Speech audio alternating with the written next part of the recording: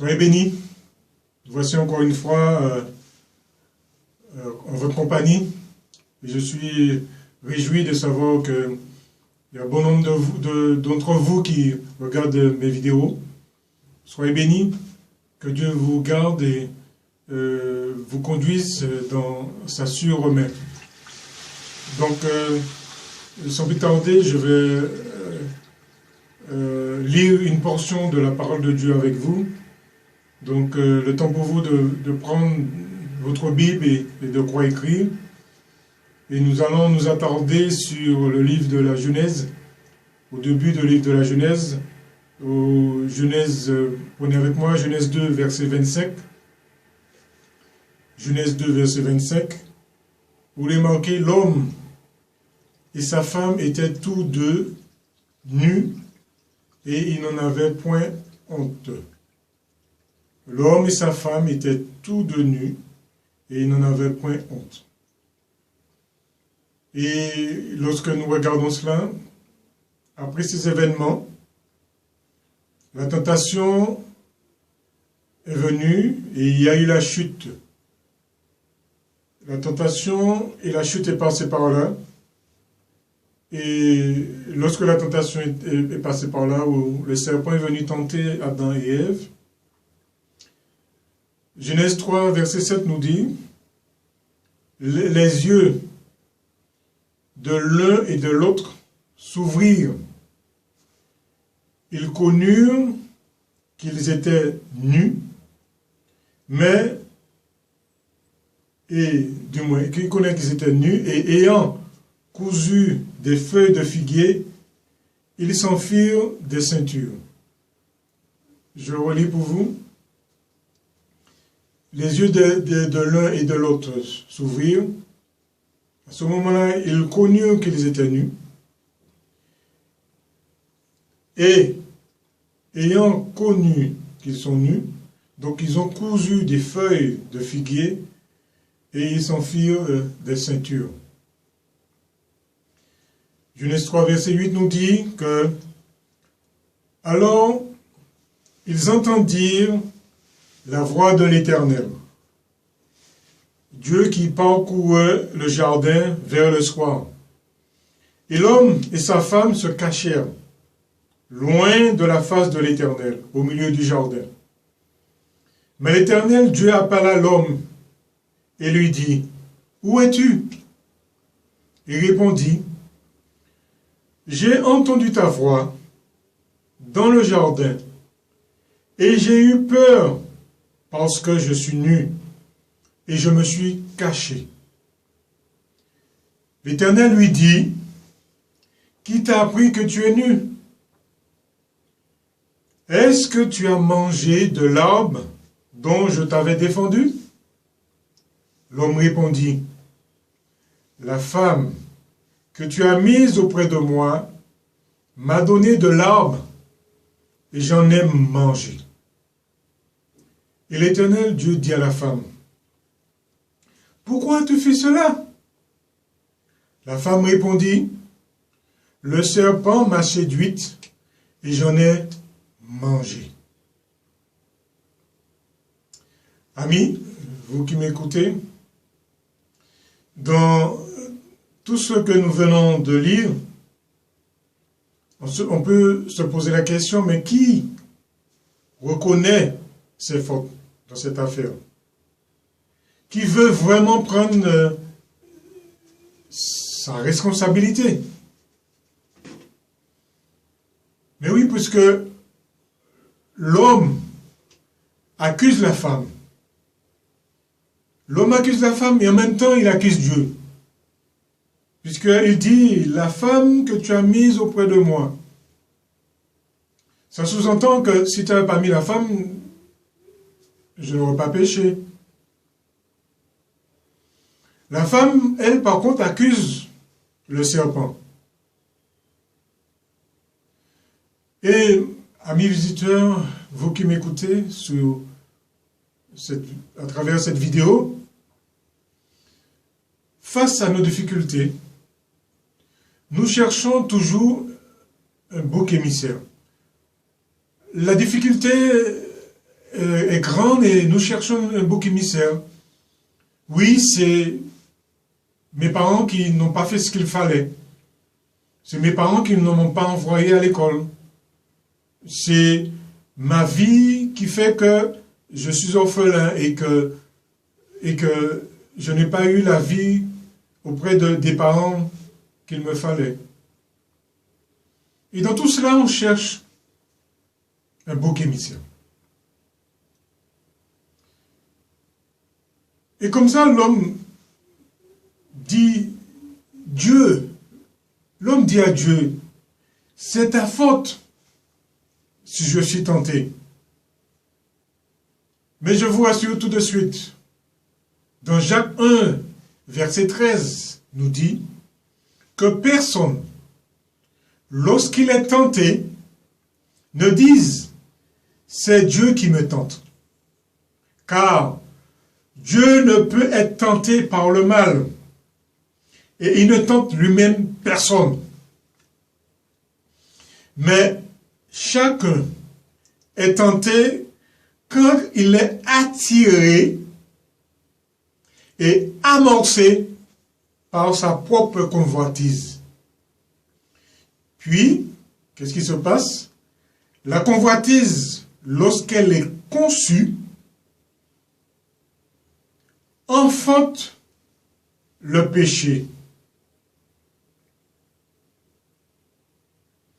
Et qu'est-ce qui se passe lorsque elle enfante le péché? Eh bien, le péché, en tant que consommé, produit la mort.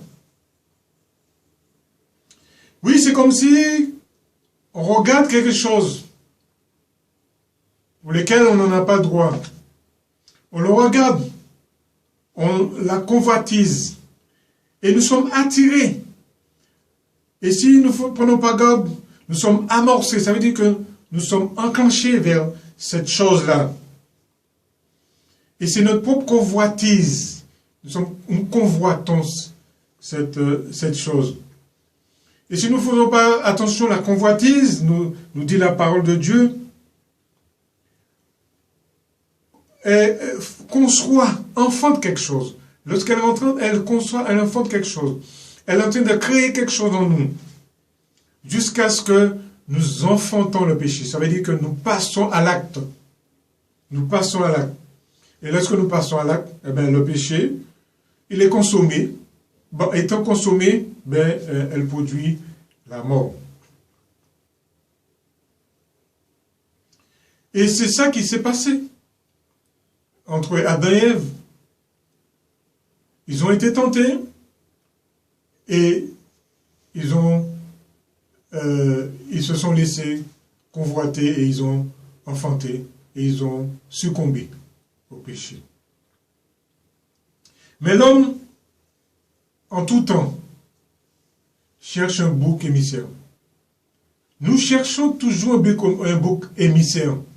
Ce n'est pas nous qui faisons quelque chose. C'est toujours l'autre. Ce n'est pas à cause de moi. Et on va jusqu'à dire, mais c'est à cause de Dieu tout cela. C'est à cause de mon voisin, c'est à cause de ma mère, c'est à cause de mon frère, c'est à cause de celui qui m'a fait du mal, etc. On cherche un bouc émissaire. Le maire devait faire tel quelque chose. On cherche un coupable. On cherche un bouc émissaire, mais jamais nous. Mais d'où vient la signification de bouc émissaire? Nous retrouvons cette signification dans la Bible. Et cette signification revient lors d'un rituel du jour des expiations dans le livre, vous allez voir ça, dans le livre de Lévitique au verset 16. Le rituel du jour des expiations. Et Lévitique, le 16 le décrit, le déroulement du jour des expirations, qui était l'une des fêtes les plus importantes du calendrier juif du moins. Ce jour-là après s'être lavé entièrement dans l'eau, le souverain sacrificateur revêtait ses vêtements sacrés. Ensuite, avant de faire l'expiation des péchés du peuple, il offrait un taureau en sacrifice pour ses propres péchés, puis il prenait 2 boucs et tirait au sort celui qui serait offert en sacrifice pour le péché du peuple. Et celui qui servirait de bouc émissaire. Vous voyez ça dans Luc 16, verset 8. Vous allez prendre tout votre temps et vous allez comprendre ce que je veux dire. Et il tuait le premier bouc, prenait son sang, entrait dans le lieu très saint, derrière le voile, et aspergeait le propitiatoire, plaçant aussi le sang entre Dieu et le table de la loi qui était à l'intérieur de l'arche. Donc, ces lois auraient été transgressées, mais elles étaient à présent couvertes par le sang. Ça veut dire que lorsque le peuple a transgressé, avec ce sacrifice-là, il rentrait, le sacrificateur entrait dans le lieu très saint et aspergeait le propitiatoire. Et ça se faisait entre la table de la loi et le propitiatoire. Ça veut dire que la transgression de la loi, étant donné que le peuple a transgressé la loi, il fallait qu'il y ait un sacrifice qui recouvre cette transgression. Ainsi, était expié le péché de la nation tout entière. Vous pouvez voir tout cela dans Lévitique 16, versets 15 à 16. Vous allez lire tranquillement chez vous et vous allez comprendre encore en profondeur de ce que je veux vous entretenir en ce jour. Mais pour finir, le sacrificateur, il prenait l'autre bouc. Parce qu'il y en avait 2. L'autre bouc posait ses 2 mains sur sa tête, confessait toutes les fautes du peuple qui n'avaient pas été pardonnées. Puis, le chassait dans le désert. Amis, cela symbolisait le fait que leur péché était emporté loin du camp et disparaissait dans le désert. Lévitique 16, versets 21 à 22. Comme ça, vous pouvez comprendre encore. Donc, vous voyez bien que pour entrer dans le lieu très saint, ce rituel du jour de l'expiation du péché, le sacrificateur, pour que le péché du peuple soit effacé, il a fallu que lui-même puisse confesser ses péchés et il tuait en sacrifice un bouc pour ses propres péchés. Et la Bible nous dit dans Lévitique 2, il y avait encore 2 boucs. Un bouc où il faisait le sacrifice, et le sang du sacrifice le prenait, entrait dans le lieu très saint. Ça veut dire que pour pouvoir entrer dans le lieu très saint, il fallait qu'il y ait un sacrifice. Et il prenait le sang et l'aspergeait sur le propitiatoire qui était entre la table de la loi. Ça veut dire que la loi était transgressée. Il fallait qu'il y ait un sacrifice pour que cette loi-là qui a été transgressée puisse être effacée. Et il nous dit qu'il y avait un 2e bouc. Et ce bouc-là, le sacrificateur mettait sa main et confessait tous les péchés du peuple. Tous les péchés qui, pendant toute l'année, et il mettait sa main, confessait tous les péchés. Et la Bible nous dit, après cela, il chassait le bouc loin du camp. loin de la face de l'Éternel, loin du camp dans le désert. Et par cet acte, le péché du peuple était expiré.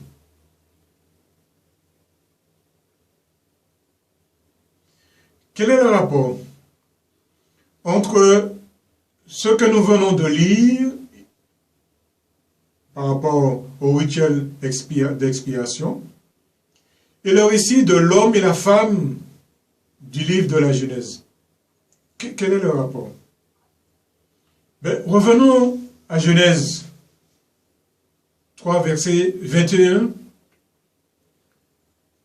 L'Éternel, je l'ai pour vous, Dieu fit à Adam et à sa femme des habits de peau, et il les revêtit. Genèse 3, verset 21. Amis, on peut se poser la question, mais où Dieu a trouvé la peau pour les habits d'Adam et Ève?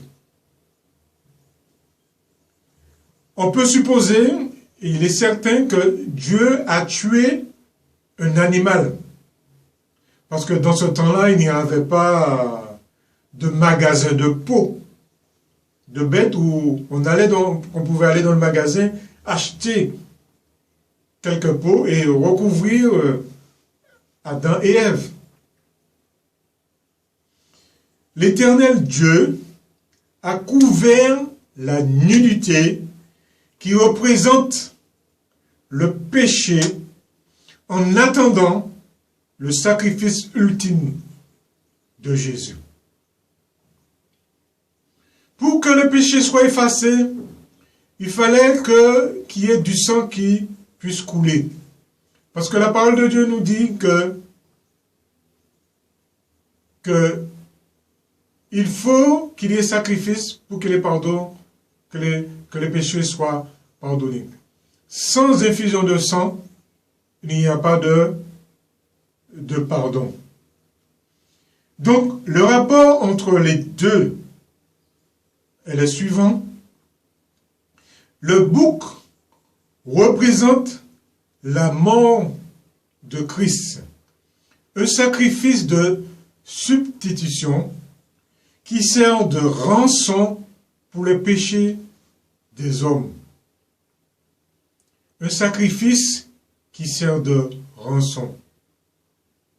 Amis, le terme rançon sous-entend le prix que l'on paie pour obtenir la liberté des autres. Par exemple, des personnes qu'on a capturées, qu'on a ramenées au loin, et le gouvernement, par exemple français, veut rapatrier leurs ressortissants. Mais ceux qui ont capturé ces personnes demandent une rançon pour leur liberté. Amis, Jésus a tout payé. C'est lui qui est venu expier nos péchés, comme dans Lévitique 16, où nous venons de voir.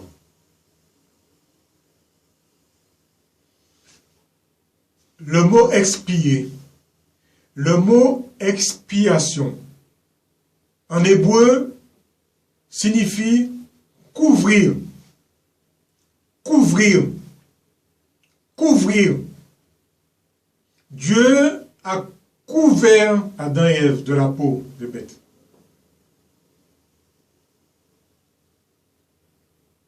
Lorsque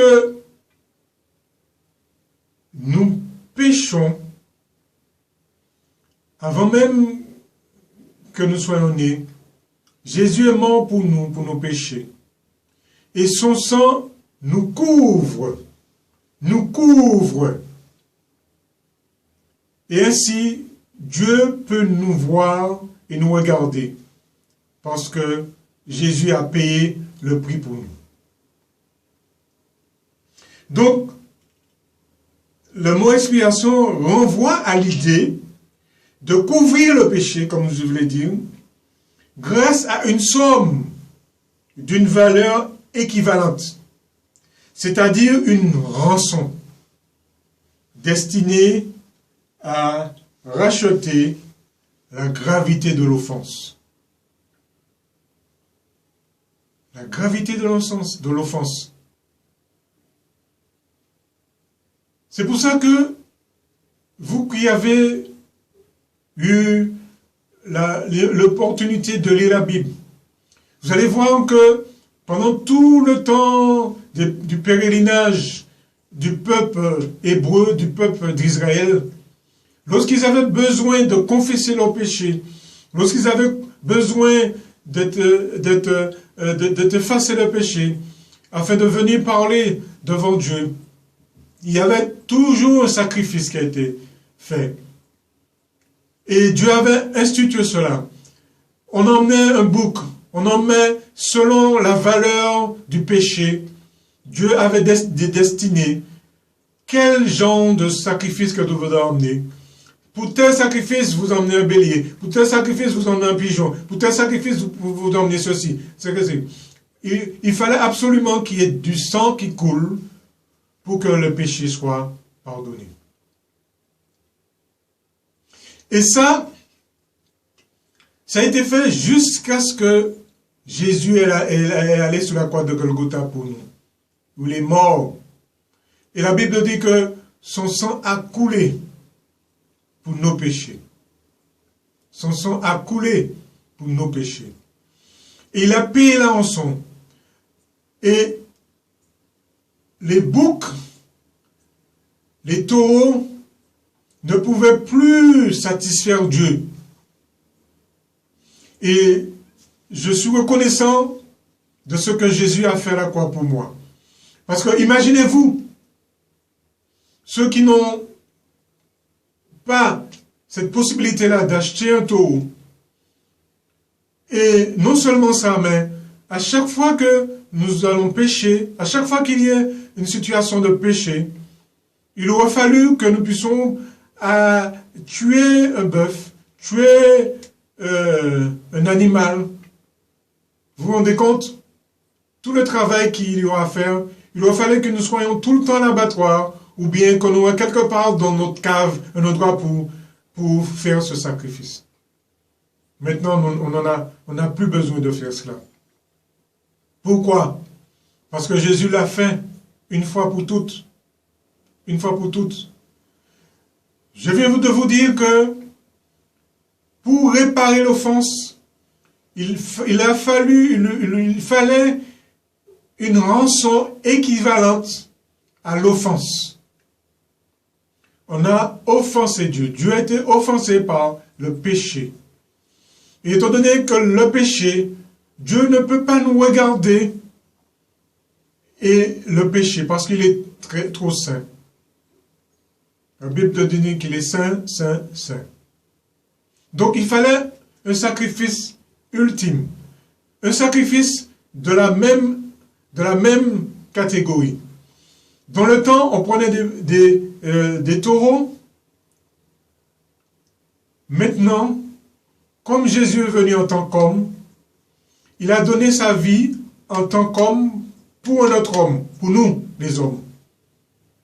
Donc, sous la croix de Golgotha, ce n'est pas un taureau qui est mort, mais c'est Jésus en tant qu'homme qui a pris notre place, parce que c'est nous qui devons être à la place de Jésus. C'est nous qui devons mourir à la place de Jésus. Mais la Bible dit que Dieu a tant aimé le monde qu'il a donné son Fils, Jésus, afin que quiconque croit en lui ne périsse point, mais qui ait la vie éternelle. Dieu a voulu nous réconcilier avec lui.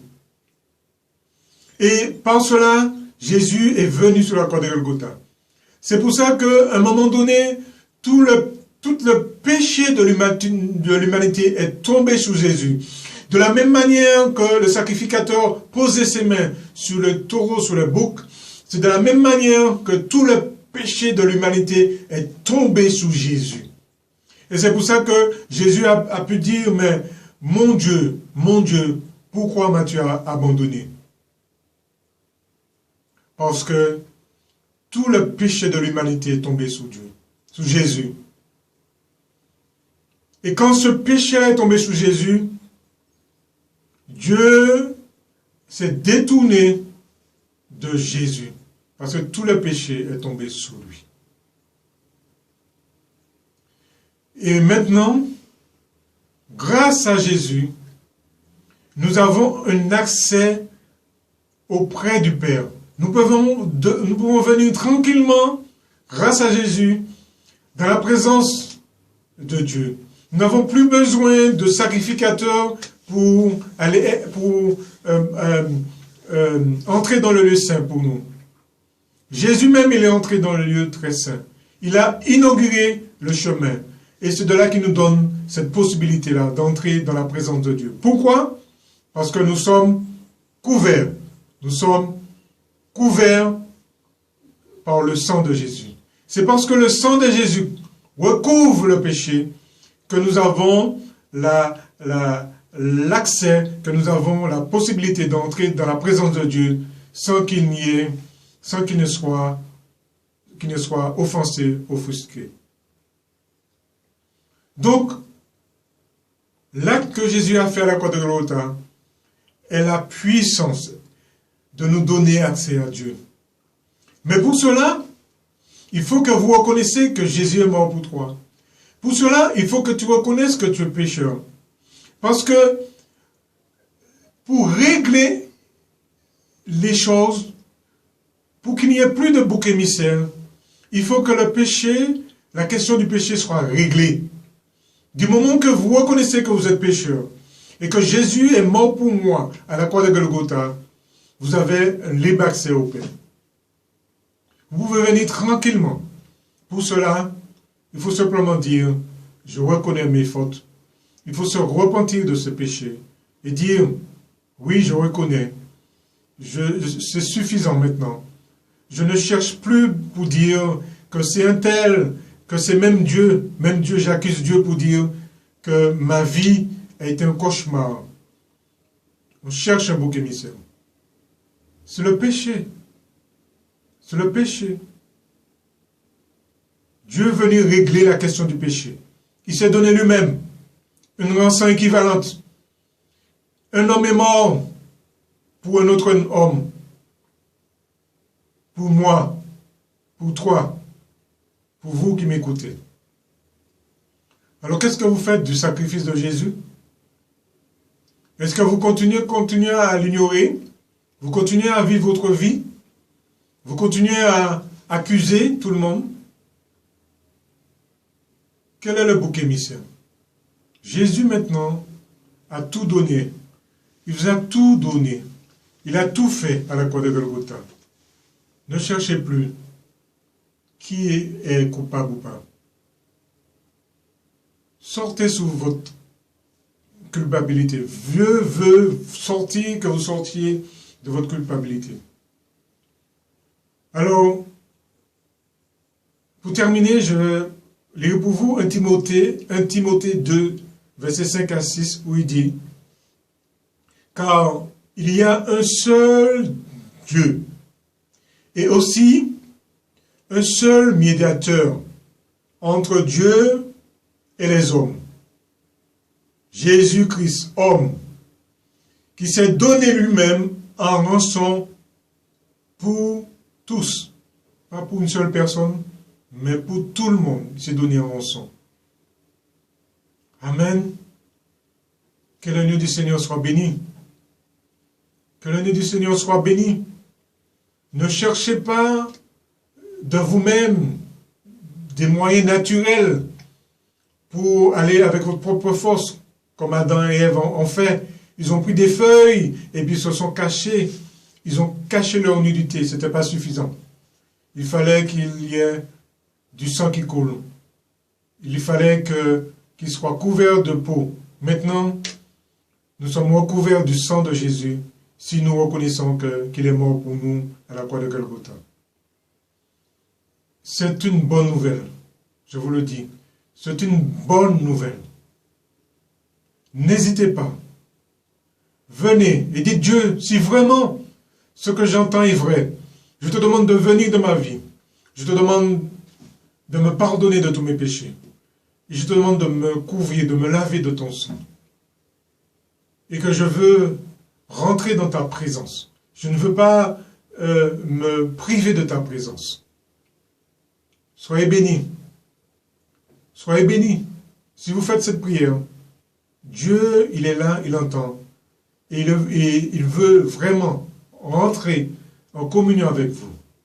Parce qu'il a envoyé son Fils Jésus afin de nous réconcilier avec lui-même. Soyez bénis. Que Dieu vous garde. Que Dieu vous garde. Au nom de Jésus. Amen.